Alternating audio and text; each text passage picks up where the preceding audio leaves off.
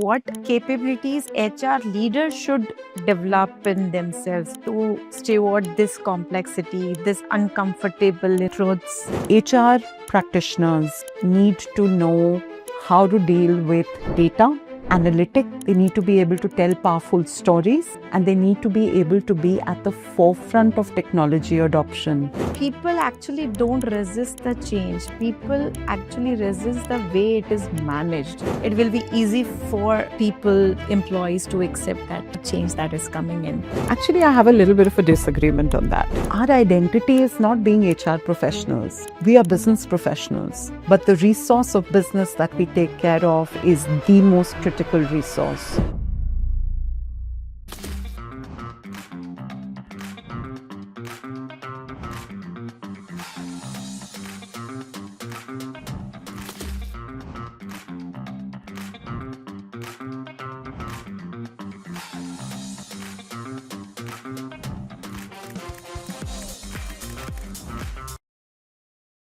Welcome to yet another episode of HiveStrat's signature podcast series, HR as CEO, the uncomfortable truth about people, power, and profit.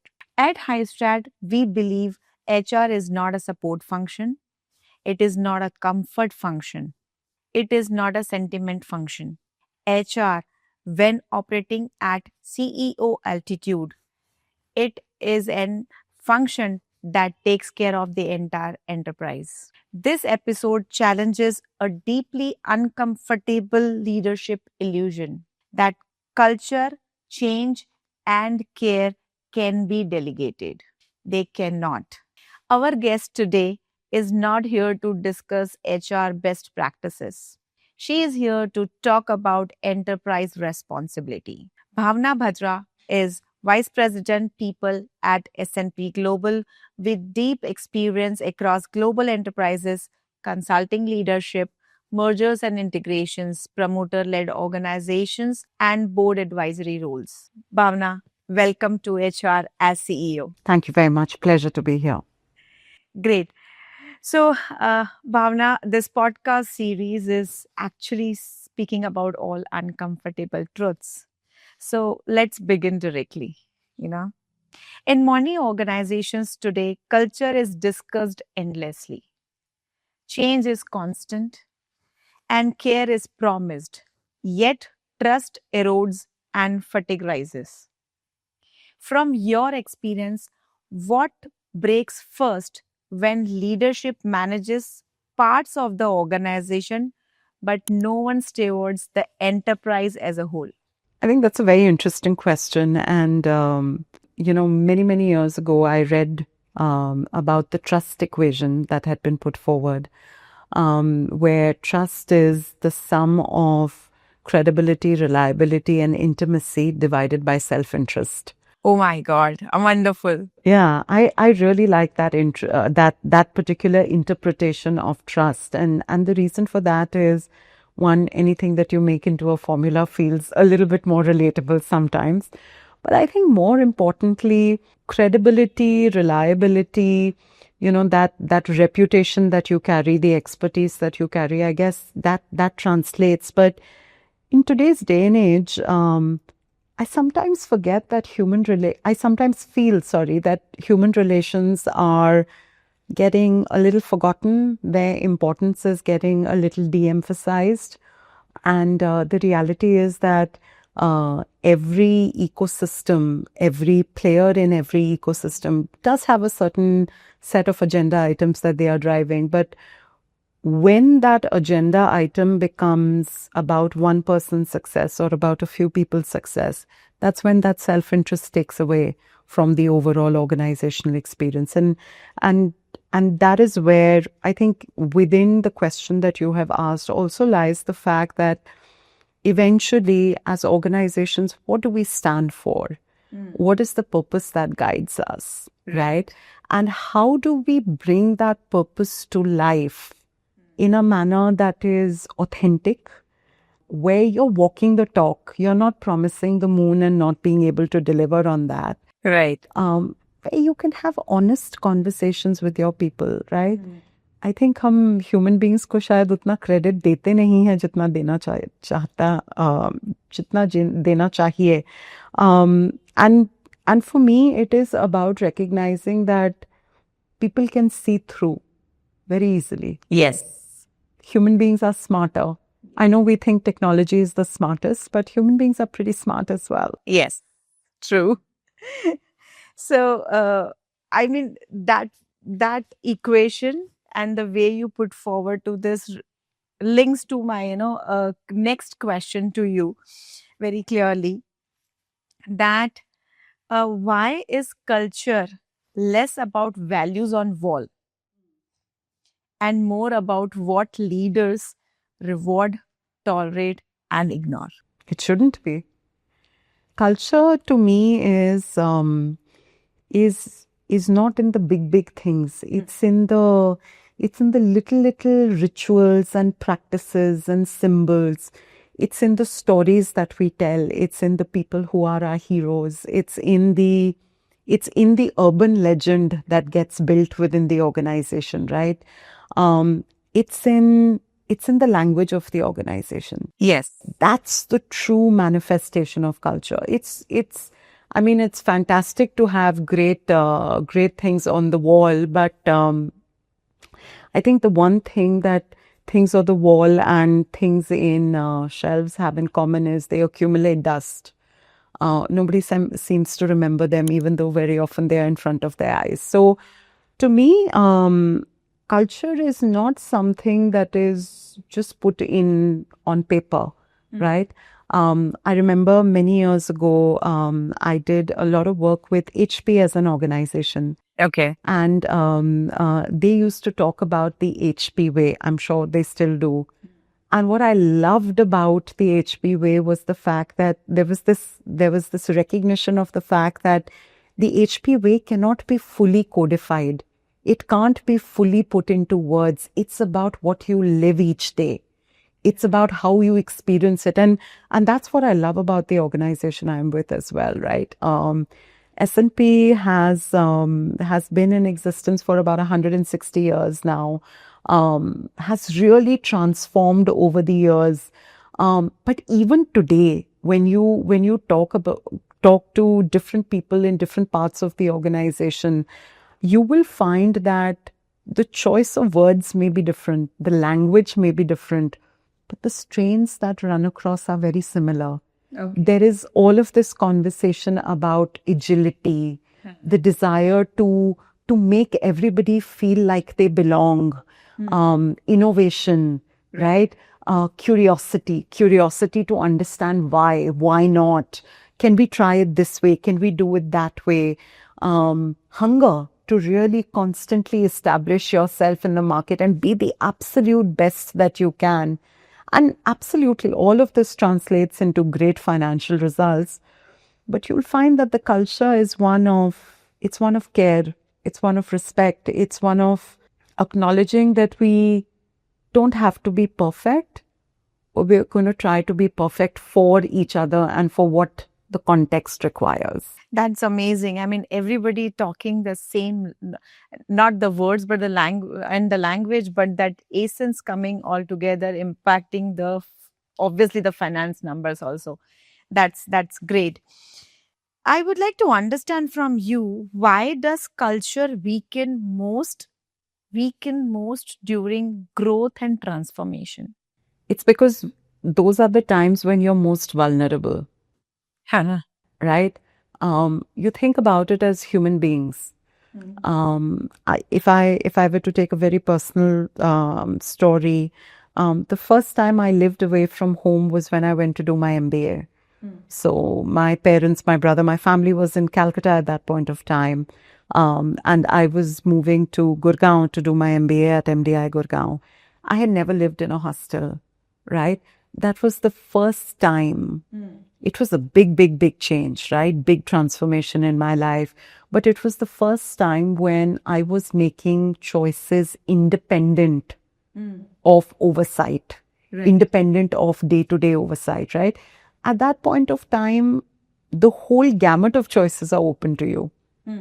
Some choices you make are the ones that are in line with your value systems. Some choices you make sometimes are also on the edge where you want to explore, why can't I do this? Why can't I do that? So I think even for organizations, and this is my personal view, I think for organizations also, change, transformation are periods when you're trying to push the envelope on things. Okay. You are, after all, you're changing because you believe that there is some value that you want to add, right? Now, what that may need is for you to unlearn a whole bunch of things that you've always worked with. It may require you to relearn and think about things that need to be done differently. But that relearning often happens in a cultural context where that won't be comfortable.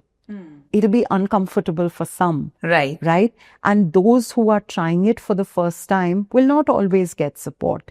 So at that point of time, I think you see a manifestation of how much elasticity really exists in your cultural context.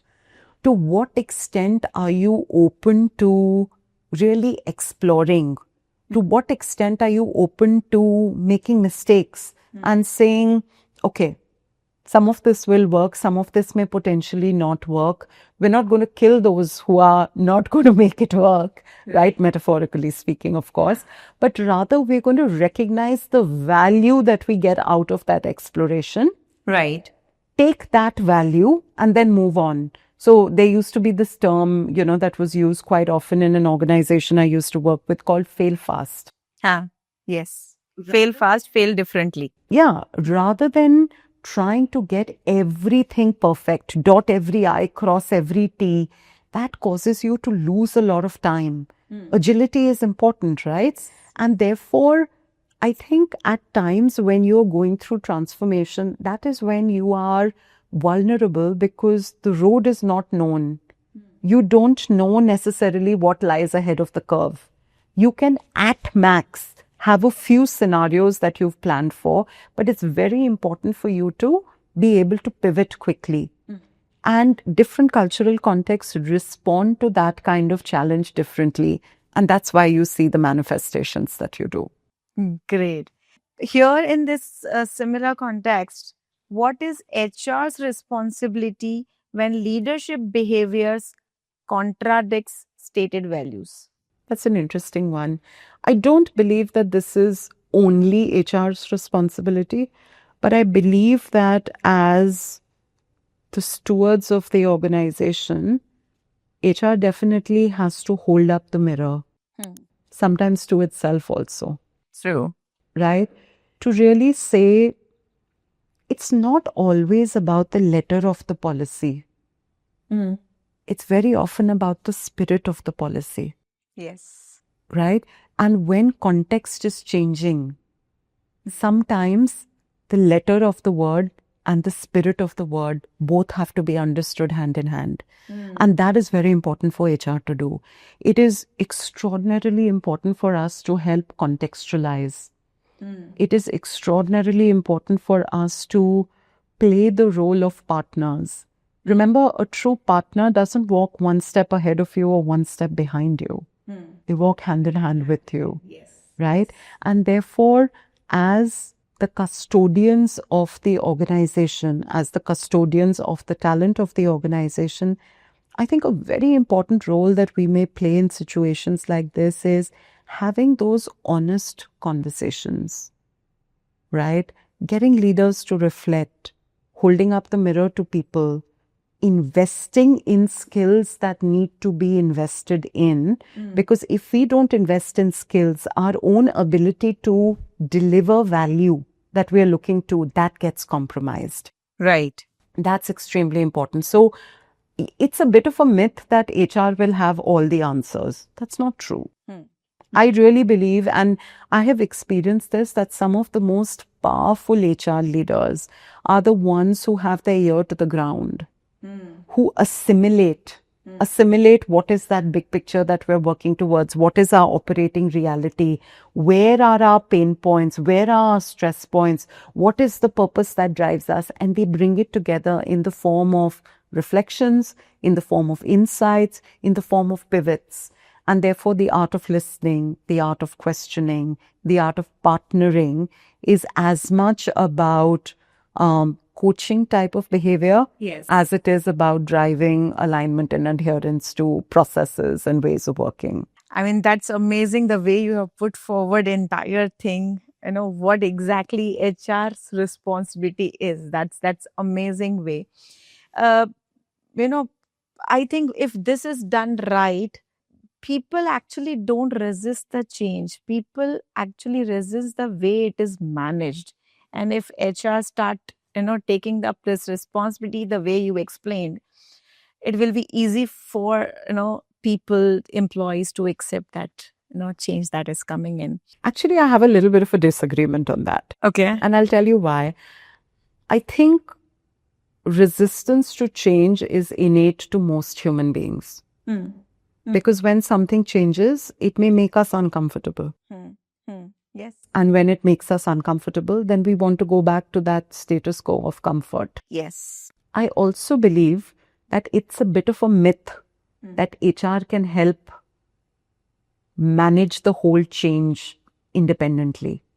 If you look at the ratio of HR is to employee, and you look at the ratio of a manager or a people leader to employees, it is truly the managers at every level who need to be empowered and equipped, and who need to realize that they are the ones who are leading from the front, and they need to lead from the front. Right. You're not going to have the luxury of one HR person. And listen, the HR to employee base ratio can vary from 1:100, 1:800, 1:1500, different organizations, different context, etc.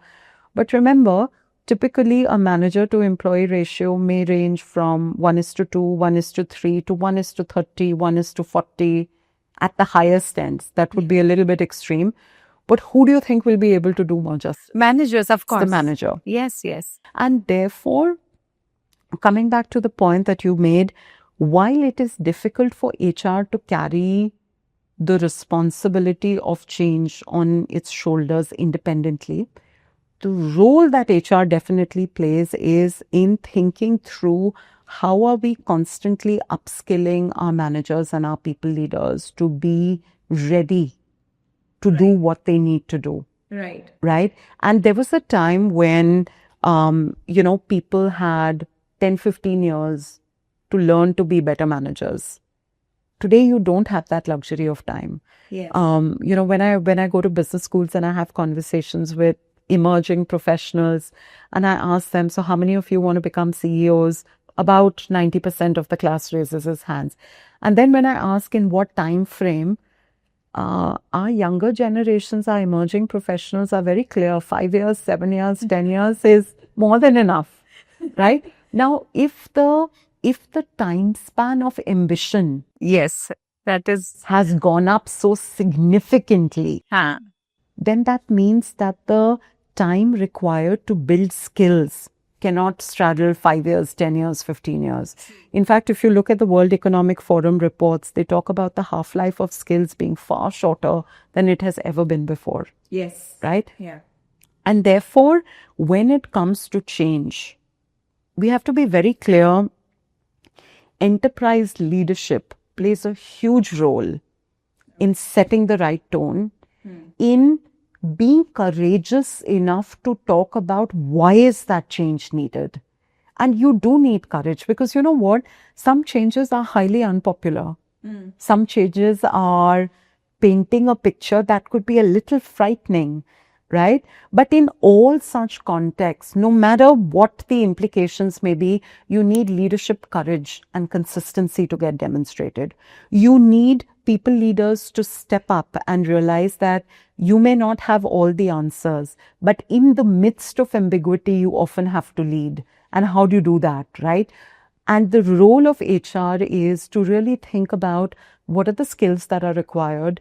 Do we have an ecosystem where people have the opportunity to pick up and imbibe and practice those skills, or do we need to do more to augment that ecosystem and then also hold the mirror up to people? So that's how I would think about, the change journey and the different players who need to be a part of it.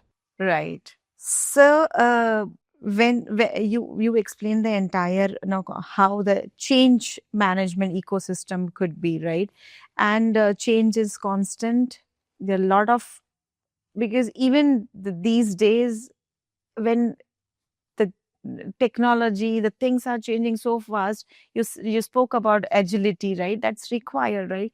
So how does poor sequencing of change create fatigue and cynicism? I think what happens is that if you rush change or you don't go fast enough, then there's a certain burn that happens around it.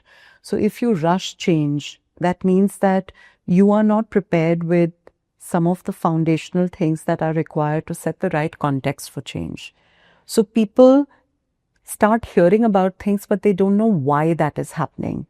And therefore cynicism starts setting in. Right. Right? Context matters a great deal. Context is very, very important for people to be able to relate with why we are doing what we are doing, right? So that's one part of it.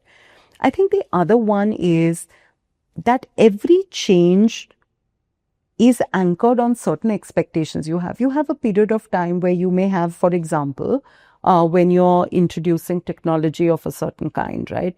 You may have a certain period where your existing system and that new technology enabled system both work in parallel. Yes. So there's double work that's there. Yeah.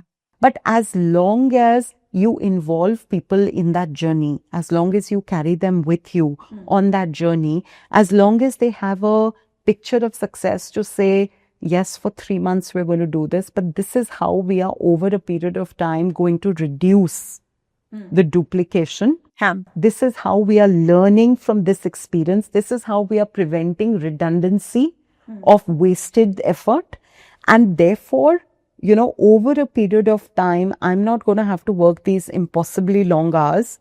There is light at the end of the tunnel. But right now, what's in it for me? Answering that what's in it for me and what is that journey, and carrying people along on that journey is extremely important, because otherwise there is a lot of fatigue that does set in. Because remember, when it comes to technology, I know that there is a lot of buzz about AI and everything that we're doing, but by the way, we don't have all the answers figured out. We are figuring those answers out also on the go.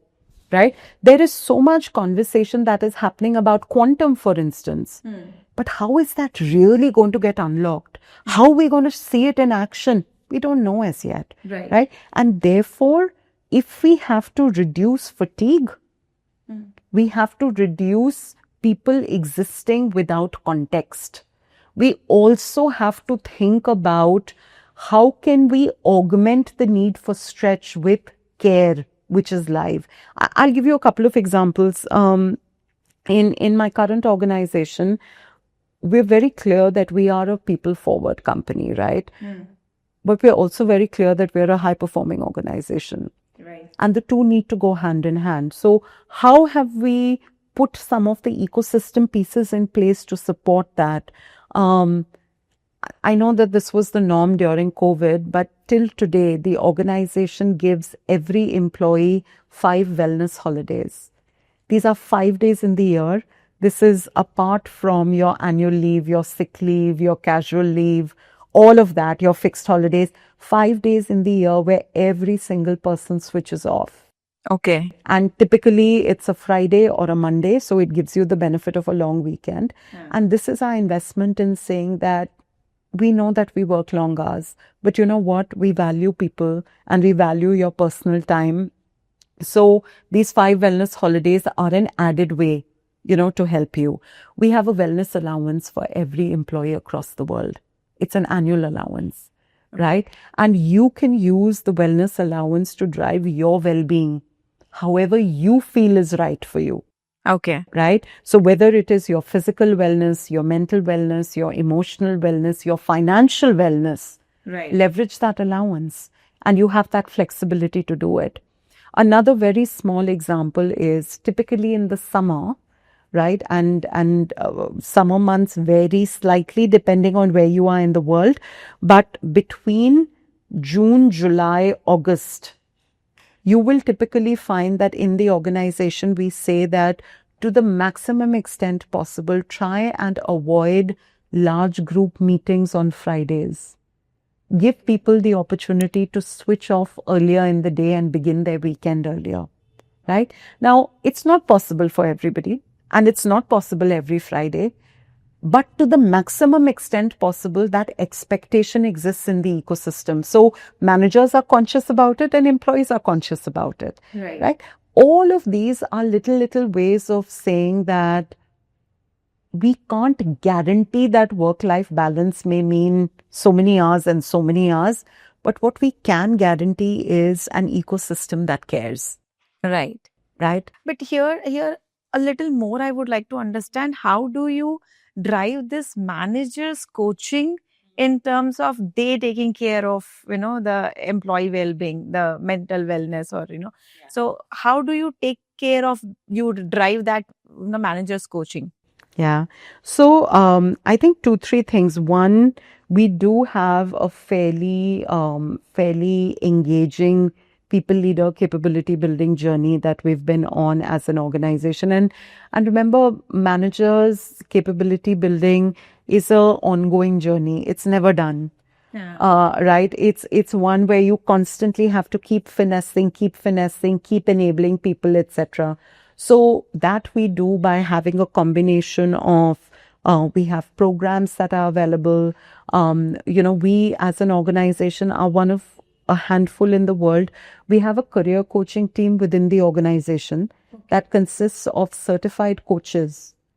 Anybody in the entire organization, any level, any geography, any function, can take career coaching sessions, and they're completely confidential.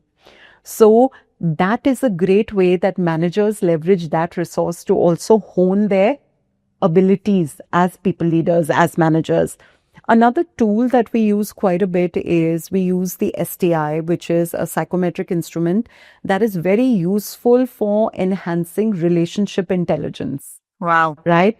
And using those insights, there is a lot of team development work that happens. There's a lot of different styles of different team members, and therefore team effectiveness workshops that get facilitated, right? And we've got certified facilitators within the organization as well.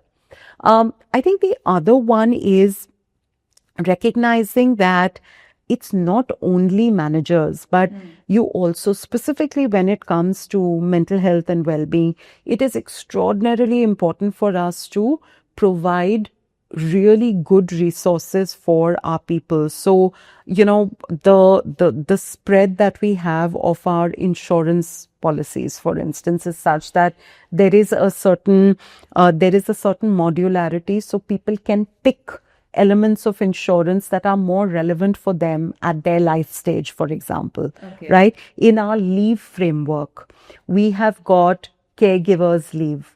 If you are the primary caregiver for somebody in your immediate family who's not well, there's a period of leave that you can take. If you are, if you are battling a serious disease, for a period of a year, your salary is protected, right? We also have a partnership with what was called TELUS and is now LifeWorks. And there is grief counseling or mental well-being counseling that is available to every single employee across the world. These are little ways in which we have created an ecosystem, because we realize that different people react to different things. Right? And that is what honest care is about. It's not only saying that managers are the ones who have to make it happen. Managers, without a shadow of a doubt, senior leaders, without a shadow of a doubt, but also the way your policies, your practices, your protocols are put in place. I think it's a combination of all of that that we're trying to bring in place and practice. I mean, that's amazing. You said that such little things, but I feel these little things are contributing a lot to the well-being, employee well-being. Moving towards the next segment for this, What does enterprise stewardship demand during scale, mergers, and global complexity? I think one of the biggest things that it demands is being true to your purpose. That's amazing.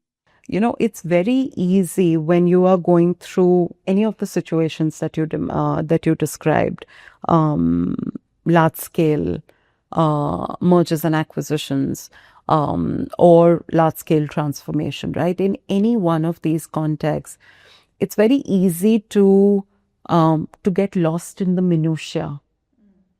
But it's very important to be able to, just like you zoom in, it's very important to be able to zoom out as well and look at what is your purpose?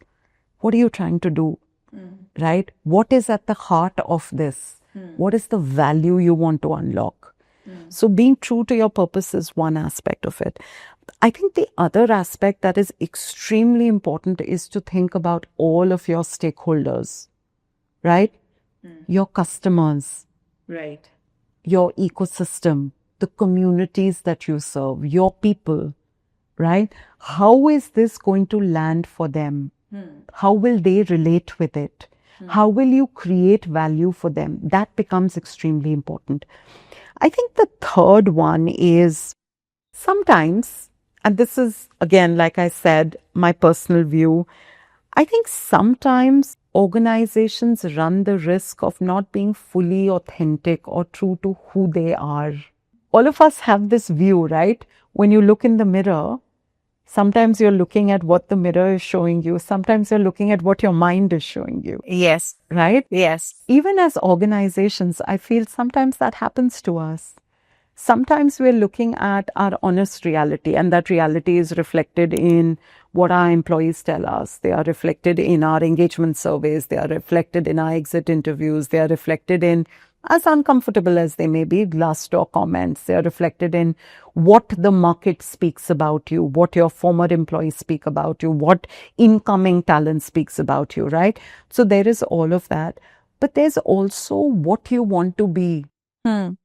There is that line, when I grow up, I want to be this. Yeah. Well, organizations are constantly on that journey to grow up, because you may have, and it has nothing to do with how old you are or how successful you are, constantly evolving. There are so many organizations that were at one point of time doing really, really well, which don't even exist today.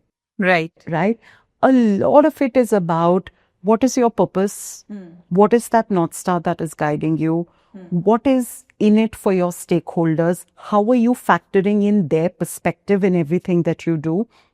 The third element is, are you really being authentic in your conversation and in your worldview of who you really are and where you need to go? And I think when that authenticity comes in, when we have real conversations, then this entire piece becomes slightly less complex. I mean, it can never become simple because there are many, many strands of complexity. But the reality is, take mergers and acquisitions, for instance, right? The reason, in my little experience that I've had, the reason why mergers and acquisitions are often stressful is because of the cultural mismatch. Right. Because value systems vary, because the way we think of things varies, because the way we treat each other varies. And how many organizations in the truest spirit do a culture due diligence as part of the due diligence that they do? How many organizations do a leadership due diligence as part of the due diligence that they do? It's important. It's not just the cost of benefits harmonization that is important. Right. It's not just top line and bottom line and market share and, customer segments and products. Don't get me wrong, all of those are vital. Yes. They are vital parts of the value proposition. But in converting that value proposition from paper possibility to actual reality, some of these other elements which are not as easy, which are sometimes very uncomfortable, those become very important. Right. Right. So here I would like to understand from you what capabilities HR leaders should develop in themselves to steward this complexity, this uncomfortable, truths. So Yeah. I think a very big part of this is you have to have a strong foundation in understanding your business. What does your organization and your industry do? How do you make money?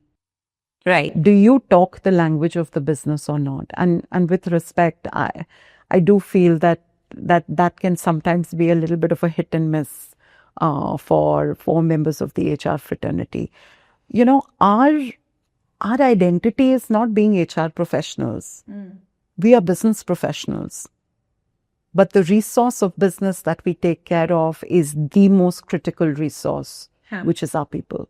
Yes. Right? Yes. But at the end of the day, we take care of people. But to be able to do the things that we need to do, we have to understand business context. So that would be the first piece that I would talk about, which is business understanding. And more than an average understanding. You need to have a deep understanding of business and how it operates. I think the second very important skill as a people practitioner that I would talk about is the ability to navigate ecosystems with influence, not by using position authority. Wow. You should be able to go up and go deep as much as you need to.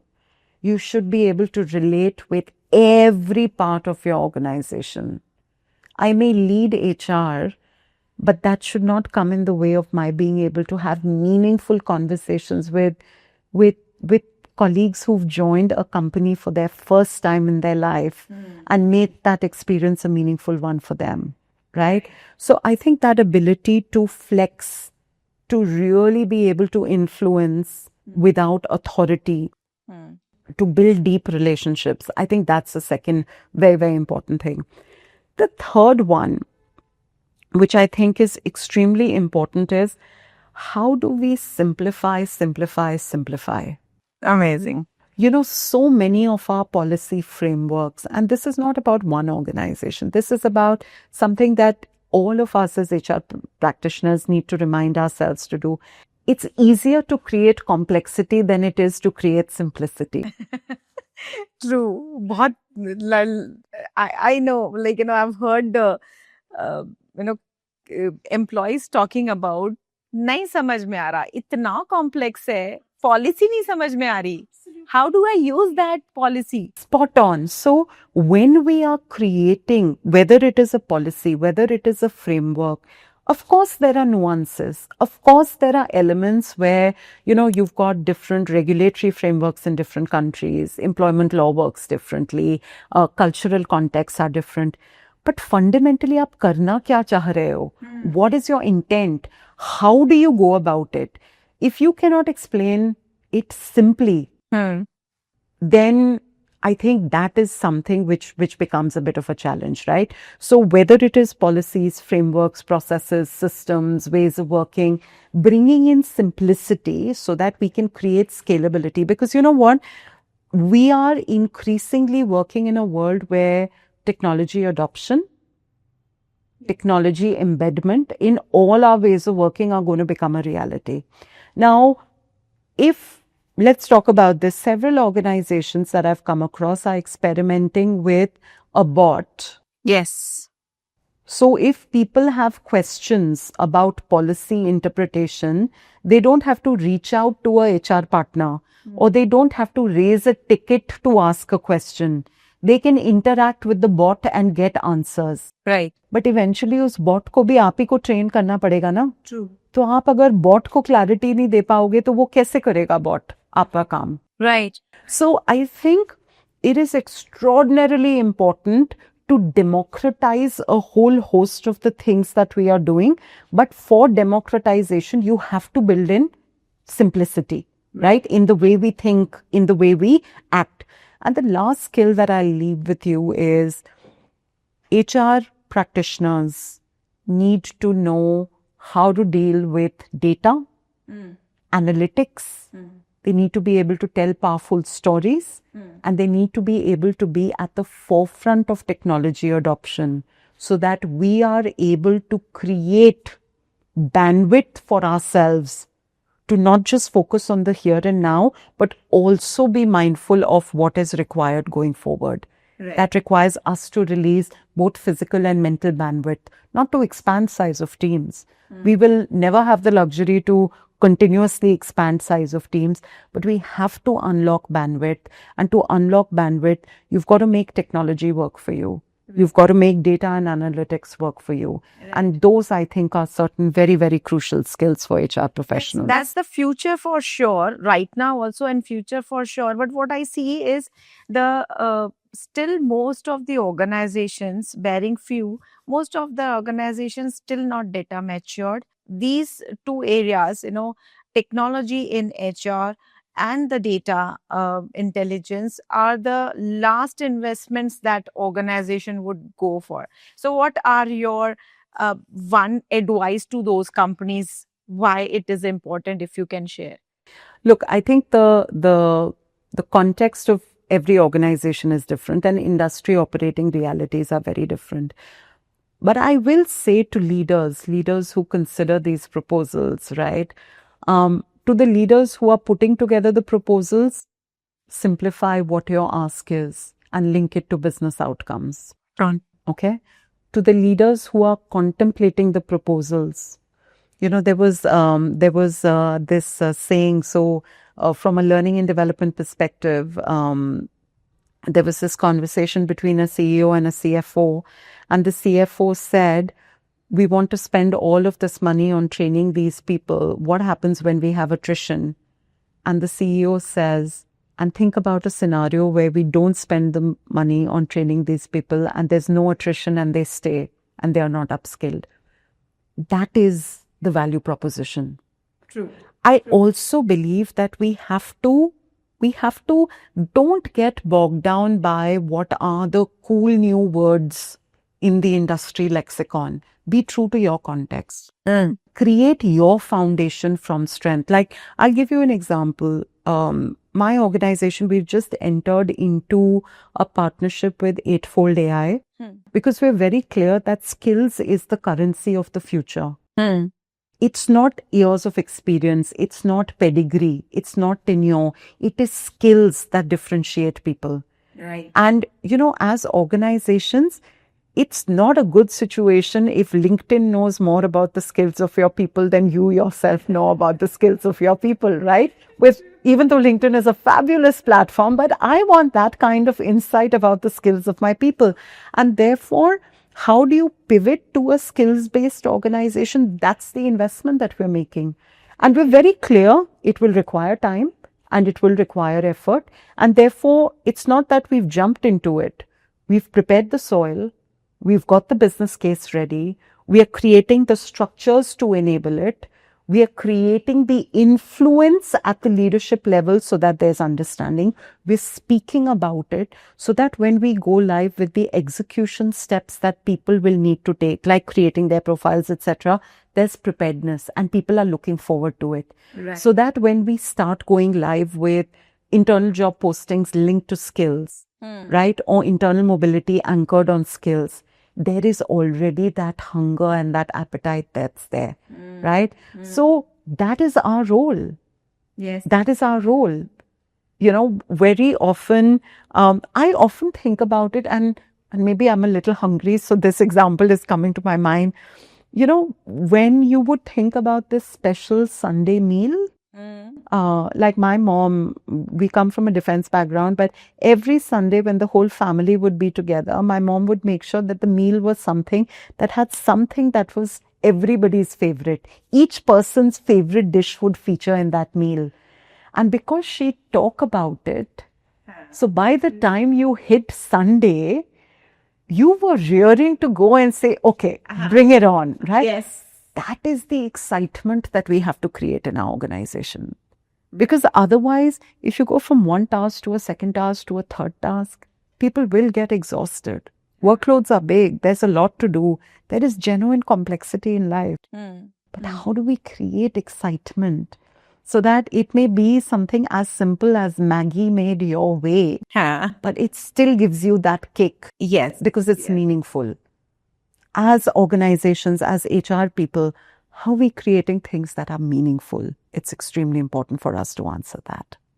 I must say, Bhavna, the insights that we are, we are getting in this, and I'm sure our audience also, whosoever will be watching it, when it goes live, they are going to get a lot of insights from this episode for sure, because it's complete, it's to the core of what employees are, why they would stick on. There are lot of cases, attrition, this, that, but I think the insights that we have got today gives a clear road map how people would stick to the organization. So thank you for that. Moving to the last part of the segment, care. We talked a lot about change, care. So what I feel, or maybe in my viewpoint, care that avoids difficult decisions or difficult conversations creates deeper harm, Hmm. right? So how should leaders redefine care without diluting performance or accountability? I think the first sort of myth is that to be a caring leader, you have to say yes to everything your people tell you. Mm. You don't have to. There is another myth that to be liked by your people, you can't give them tough messages. That's also not true, right? I really believe that a leader who truly cares for their people recognizes that it is not only their role responsibility, but also their moral accountability to enable their people's growth. And growth is not just about promotions. Growth is about how are you helping your people learn, unlearn, relearn. And sometimes that requires handholding. Sometimes that requires letting go and giving them the space to fail. Sometimes that requires honest conversations about behaviors that have not landed well. And it always requires you to say, great job done. Or doesn't matter. Next time we'll figure it out. I think it's a combination of these behaviors that is very, very important. And I will say that, it's not always very, very easy because remember, organizations exist in a societal context. And social norms, ecosystem, cultural context influence all of us, right? The way we experience things in India are very different from the way they're experienced around the world. And often those place a lot of pressure on us, right? The other pressure that happens is when you have to live up to a very strong legacy.